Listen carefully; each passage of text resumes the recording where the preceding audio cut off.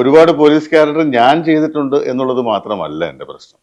എൻ്റെ പ്രശ്നം വെച്ചാൽ എൻ്റെ അച്ഛനും എൻ്റെ ചേട്ടനും ഒക്കെ ഒരുപാട് പോലീസ് ക്യാരക്ടർ ചെയ്തിട്ടുണ്ട്. അത് ഹിറ്റായിട്ടുണ്ട്.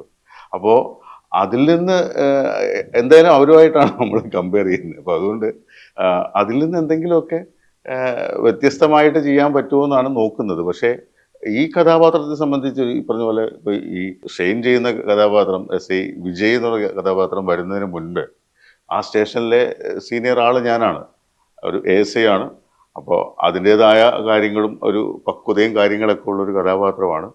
പിന്നെ മേക്ക് ഓവറിലും കുറച്ചൊരു എൻ്റെ മുടിയൊക്കെ ചെറുതായിട്ടൊന്ന് ഡ്രിം ചെയ്തിട്ടുണ്ട്. അപ്പോൾ അങ്ങനെയുള്ള കാര്യങ്ങളൊക്കെ ചെയ്ത് എന്നെ ഒരു എന്താ ഒരു സീനിയർ പോലീസാക്കി മാറ്റിയിട്ടുണ്ട്.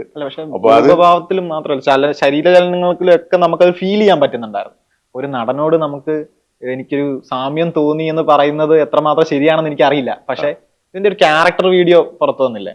അപ്പൊ ചേട്ടന്റെ ക്യാരക്ടർ വീഡിയോയില് നമുക്ക് കാണുന്ന ഒരാൾക്ക് സത്യസന്ധമായി നമുക്ക് എവിടെയൊക്കെയോ ഒരു തിലകൻ എന്നൊരു മഹാനടന്റെ ഒരു ഛായ എന്നുവെച്ചാൽ അഭിനയത്തിന്റെ ചില സാധനങ്ങളുണ്ട്, റിയാക്ഷൻ കൊടുക്കുന്നത്, അതിൽ നമുക്ക് ഇങ്ങനെ തോന്നി പോയിട്ടുണ്ടായിരുന്നു.